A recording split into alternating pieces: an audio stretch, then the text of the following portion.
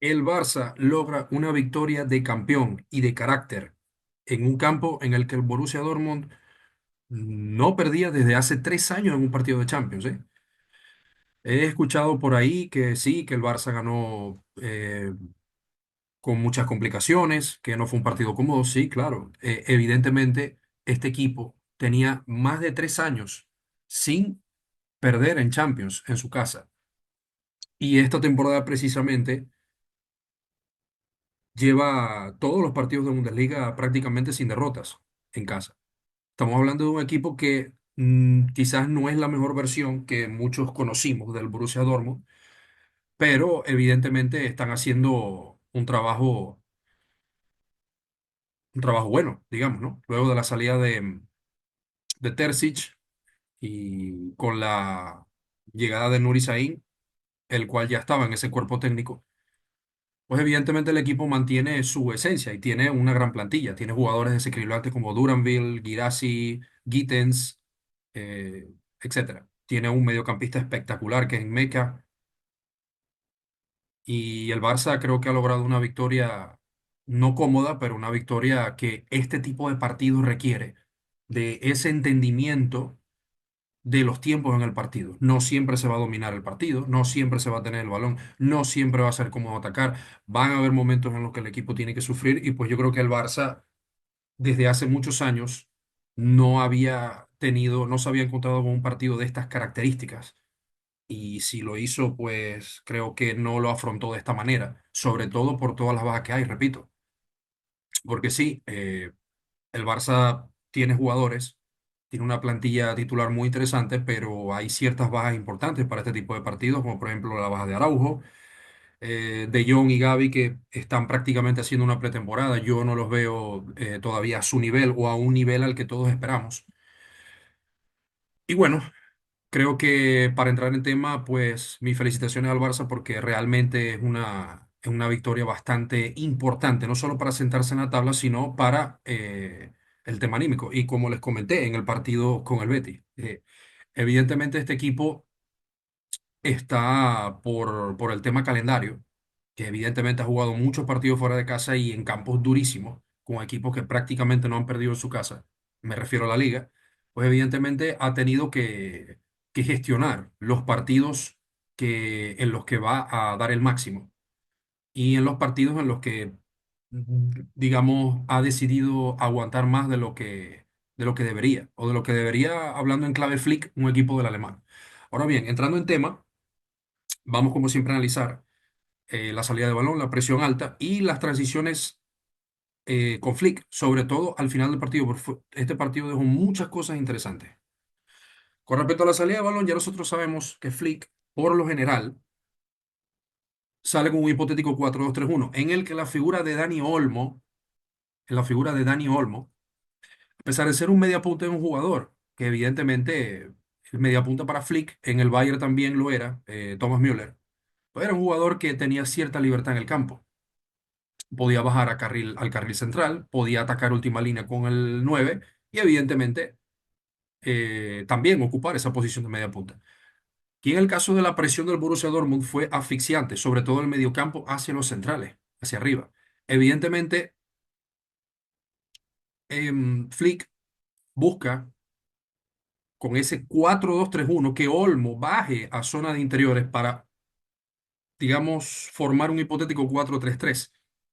Ahora bien, sectorizado. Fíjense que Casado está como un pivote, Pedri está como un interior, pero no está del otro lado, no está, digamos, como un interior diestro. Bajan los tres a la zona donde se está manejando el volumen del balón, donde el Barça va a crear la superioridad para sacar el balón jugado ante esa presión tan alta. Fíjense que el Barça está en esa zona con 6 jugadores, mientras que el Dortmund, evidentemente, con 5, en una superioridad numérica. Olmo baja de la zona del mediapunta a recibir el balón para sacarlo y gestionar el ataque. En este caso, otra de las maneras en las que Flick sacó el balón jugado es con algo muy interesante, y es que muchas veces en Meca, que era el encargado de fijar a Olmo, cuando presionaban alto,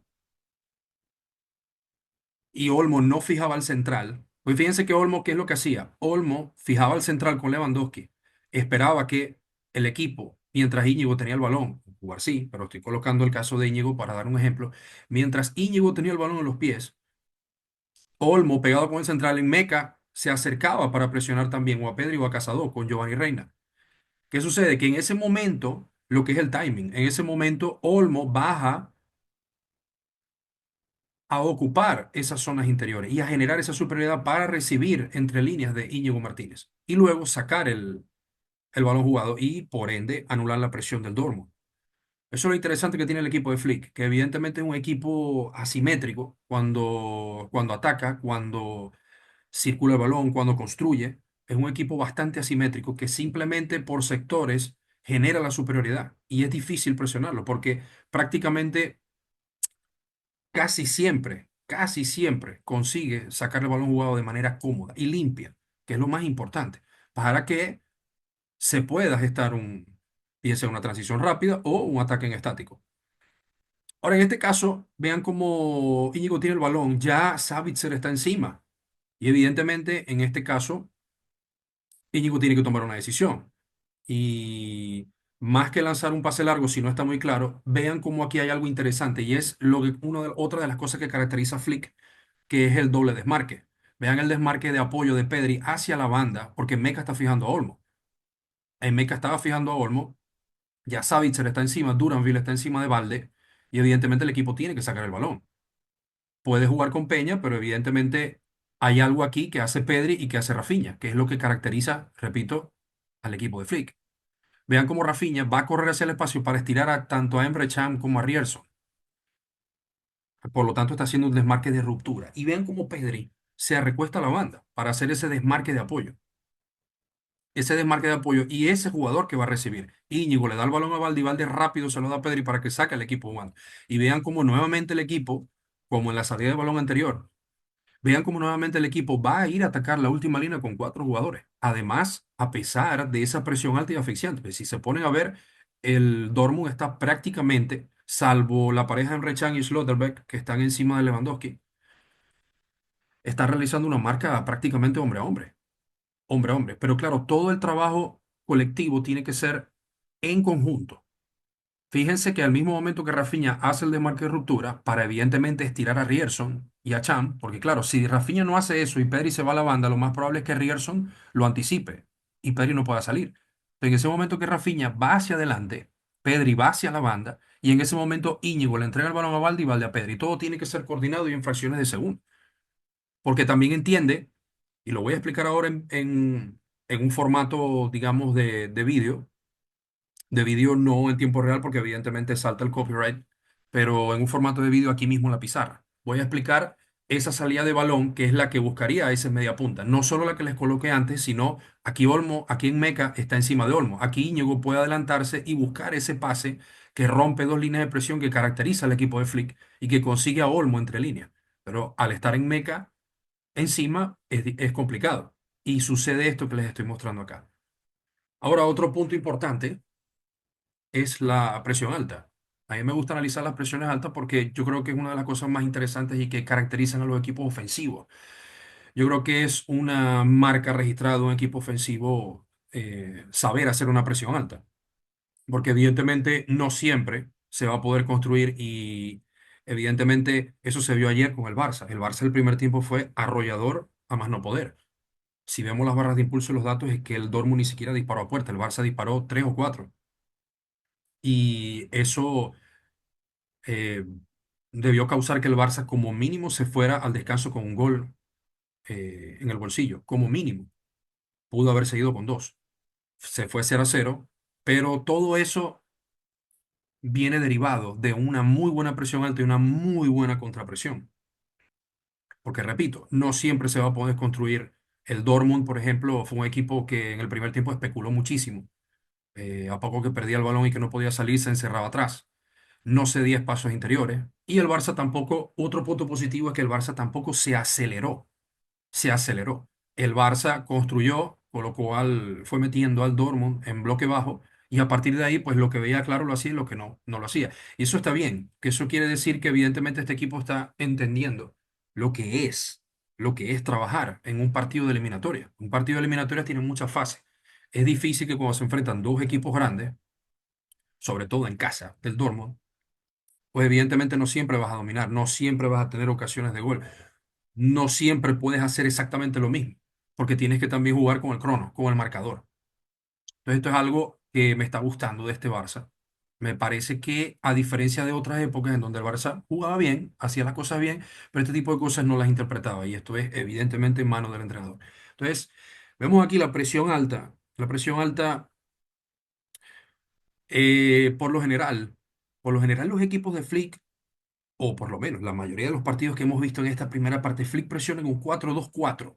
Por lo general, Lewandowski se coloca en esa zona de media punta con Olmo y son los extremos, Lamine y Rafinha, los que saltan a los centrales y al portero.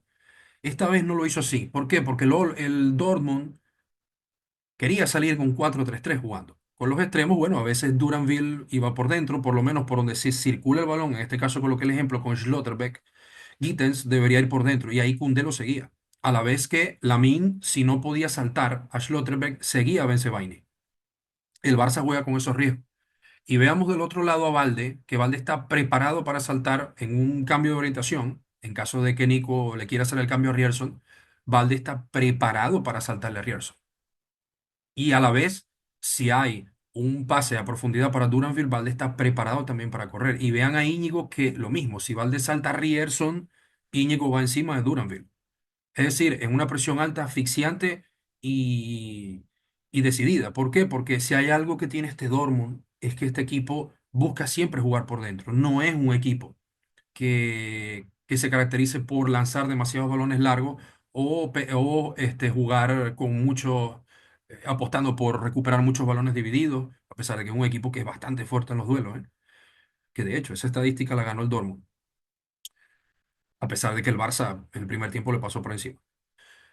Entonces, Flick decidió hacer este tipo de presión, hombre a hombre, prácticamente, con un Lewandowski que llegaba a Kobel.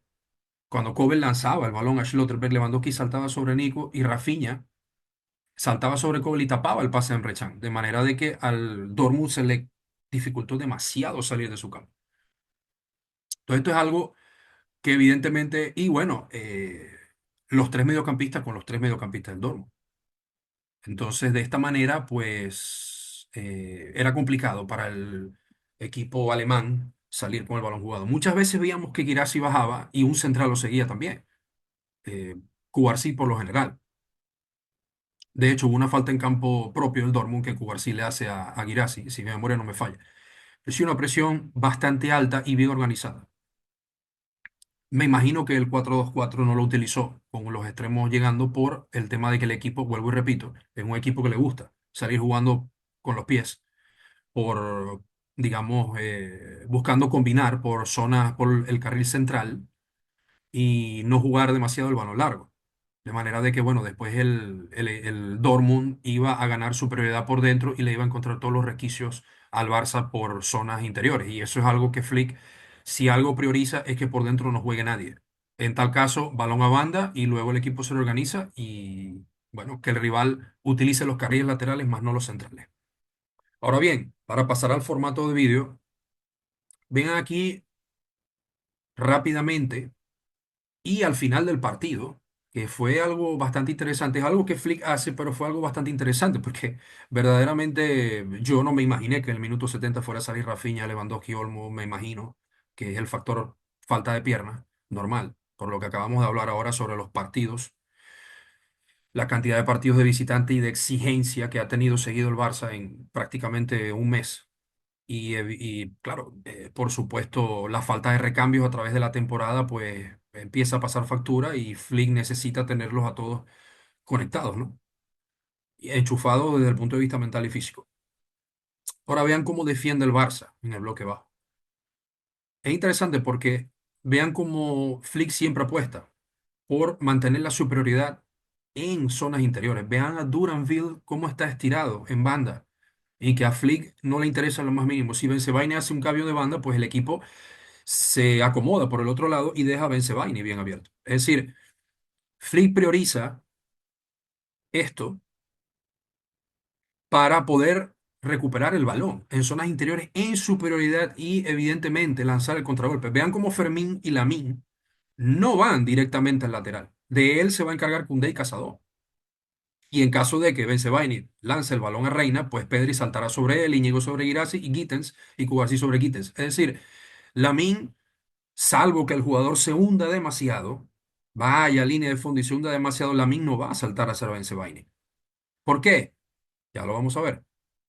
El Dortmund, como vimos en la imagen anterior, le gusta construir en campo propio con tres jugadores detrás. Eso es algo que prácticamente no pudo hacer en todo el partido, salvo esos 15 minutos, 20 minutos, que el Barça evidentemente supongo que pagó la fatiga del primer tiempo y por eso Flick es que refresca el ataque para poder mantener la presión y hacer pagar al Dortmund esos errores o todos los errores que cometiera estando en campo contrario. Ahora, acá hay algo interesante y es que aquí es lo que le comento, cuando en caso de que el Dortmund pierda el balón por ese sector, vean cómo estaba posicionado el equipo de manera de que el medio campo salga en superioridad. Alguno de los interiores, no necesariamente tiene que ser el mediapunta, puede ser Pedri, puede ser Olmo, puede ser Frenkie, puede ser Gavi. Por lo general no es Casado, porque Casado, digamos que al igual que Eric García y en su momento Marc Bernal, es más el medio centro del equipo. No un pivote puro convencional de un 4-3-3, pero un medio centro. Entonces, aquí lo interesante es esto, que sale ese interior, que es Pedri. Evidentemente, supongamos que Koundé recupera el balón, le entrega el balón a Pedri, Pedri rápidamente o habilita a Ferran en el espacio. En este caso lo coloqué un ejemplo de una de las cosas que más sucede, que es por el sector por donde se recupera el balón, tanto el 9 como el mismo Lamine sostienen a los marcadores y como están en superioridad, ese extremo por izquierda, en este caso es Fermín, va por dentro y va a atacar ese espacio. ¿Por qué? Porque Emre Can queda guindado con Ferran, con el 9. Y Schlotterbeck tiene que ir a marcar a Lamine. No le van a saltar a Pedri, porque evidentemente si no se escapa Ferran o se escapa Lamine. Y ese espacio centro-lateral es el que va a aprovechar ese extremo por derecha, en este caso bloquea a Fermín, y Lamine hace ese lanzamiento. Esta jugada es muy parecida a la jugada del gol de Ferran, del tercer gol del equipo, que fue el segundo de Ferran, que evidentemente nace de un contragolpe muy similar. Entonces vean con los riesgos que corre Flick y vean la línea defensiva como de una vez deja a Gittens y a Guirassy en fuera de juego. Pendientes evidentemente de Savitzer, ¿no? Porque esto le ha pasado mucho al Barça, que por lo general este jugador en segunda línea, cuando pierde el balón en este tipo de contragolpe, rápidamente el rival lanza el contragolpe, lanza el balón largo, para que ese jugador como Savitzer, que no está en fuera de juego, entre en segunda línea y evidentemente sea una ocasión de peligro para el Barça. Pero vean esto, que Flick, aun defendiendo en bloque bajo, está pensando milimétricamente en que si recupera el balón va a lanzar el contragolpe. No es la primera vez. Al Bayern prácticamente tres de los cuatro goles fueron así. Lo fundió, aprovechó que estaban en bloque bajo el equipo de Flick, el Barça, y evidentemente cuando el Bayern se atrevía a venir a presionar muy alto, ya Flick cuando recuperaba tenía esto planeado. Y esto lo hacía con el Bayern, es una manera de evidentemente castigar ese atrevimiento del rival. Y evidentemente esta receta es formidable. Vamos a ver rápidamente el video unas cosas interesantes que les quiero mostrar, sobre todo en la salida de balón y el gol, que para mí fue espectacular desde el punto de vista táctico y en rendimiento individual de Ferran, jugador muy criticado. A mí me parece que vale la pena comentarlo. Vamos a verlo. Aquí, como ven, el Barça va a realizar la salida de balón que les comenté. Vean, aquí sucede esto. Vean cómo en Meca Reina siguen a Pedri Casado. Casado va entre los dos centrales. Íñigo, evidentemente, se esquina por banda. Lo que les comenté al principio en la salida de balón. El acumular los hombres para generar esa superioridad. Y vean cómo Olmo estaba al principio pegado con Emre Can. Claro, Olmo baja. Olmo baja a ese carril que le está despejando Pedri y el mismo Cazador. El mismo Cazador. ¿Por qué? Porque de esa manera, pues Emre Can va a quedar guindado también con Schlotterbeck y Lewandowski. Y evidentemente aquí Olmo puede recibir solo. Esta fue una jugada, bueno, esta fue la jugada en la que fue en el primer tiempo, que Yamal le da ese pase espectacular a Rafinha y que de milagro esa pelota no entró. Gol que ya hemos visto, es un gol, una marca registrada también del Barça de Flick. Un gol que lo vimos contra el Villarreal, lo vimos contra el Bayern, lo vimos contra ciertos equipos. Entonces vean aquí cómo Olmo habilita a Yamal y ya el equipo está montado en el contragolpe. Vean cómo aquí ya el equipo viaja 4 versus 4 en línea de fondo. Ya aquí Rafinha ganó el desmarque. Y aquí este pase también que es marca registrada de Lamine, pase con el borde exterior espectacular, perfecto, que lo coloca en los pies de Rafinha casi siempre. Vean lo que les comenté aquella vez, cómo Flick combina al mejor jugador que ataca que hace o que ejecuta los desmarques de ruptura del equipo, y me atrevería a decir que uno de los mejores del mundo, y uno de los mejores pasadores del mundo como es Lamine, que evidentemente junta, ¿cómo junta él ese trabajo de los dos extremos? Yamal por fuera y Rafinha rompiendo por ese espacio, por lo general, en este caso lo hizo por la banda, pero por ese espacio centro-lateral. Y el 9 que es el que está fijando los centrales, que evidentemente digamos, es un señuelo, es una distracción total y absoluta. Y aquí, evidentemente, el disparo de Rafinha que se va por mala suerte para el Barça fuera. Ahora vamos a reiniciar aquí y vean esta jugada. Esta fue la jugada del primer gol de Ferran, por ende el segundo del Barça, que fue espectacular para mí. Y ya les voy a decir por qué. Ven acá, Cubarsí, el balón a Koundé, Koundé a Yamal. Yamal, ojo, Yamal le envía el balón en profundidad a Koundé. Koundé va hasta línea de fondo. Y vean esto. El Barça está prácticamente atacando en un 4-3-3. En un 4-3-3, ya con Koundé evidentemente rompiendo esas zonas interiores en línea de fondo, un Ferran jalando a los centrales. Vean el cinturón, que el cinturón de seguridad ya está creado en el centro del campo. Esto es interesante porque esto también es parte de, digamos, el arte de los equipos de Flick. Los equipos de Flick son los, digamos, los equipos que, uno de los que mejor, junto, por lo menos hoy en día, junto al Liverpool de Slot, de los mejores equipos que trabajan la zona 14 en el campo. Y los equipos de Flick, por excelencia, diría que son los equipos que mejor atacan el área rival, que mejor se posicionan en el área, que mejor saben aprovechar esos resquicios que hay en el área para convertirlos en grandes oportunidades. Entonces vean aquí lo interesante. Aquí lo más interesante de esta jugada y de este gol es el movimiento de Ferran. Ferran viene en línea de fondo, corre hacia la línea de fondo para evidentemente dejar en carrera a Emre Can y a Schlotterbeck y luego hace el movimiento el desmarque de ruptura que a la vez es un desmarque de apoyo. ¿Por qué? Porque Koundé va a tirar el pase, va a tirar el pase, el centro shoot, perfecto, para que venga Fermín. Ya lo he dicho antes que para mí Fermín aquí en el esquema de Flick es más un extremo, porque los extremos con Flick juegan por dentro, van desde afuera hacia adentro. Evidentemente aquí Fermín, al no ser un excelente pasador, es un excelente rematador, porque tiene un olfato goleador invaluable. Por cierto, una tijera espectacular lo que hizo. Lástima que no terminó en gol. Pero vean lo de Ferran, es impresionante porque Ferran hace ese movimiento de arrastre y luego Ferran va hacia la zona que es la zona Lewandowski. La zona Lewandowski es esa zona zurda, esa zona izquierda, por detrás del, digamos, del primer central del lado izquierdo. Él se posiciona por ahí. Fermín va a rematar y Fermín va a rematar ese palo por lo mismo, porque esa jugada es lo que hablamos de atacar los intervalos. Atacar los intervalos es atacar esa zona de ese central. Y lo estás atacando con dos jugadores, porque claro, Fermín va a rematar. Evidentemente, si va a ese palo, el portero la va a despejar y el que la va a estar esperando ahí es Ferran. Y esto, evidentemente, no es la primera vez que sucede. Esto no es la primera vez que sucede. Esto siempre, casi siempre, lo maneja Flick de esa manera.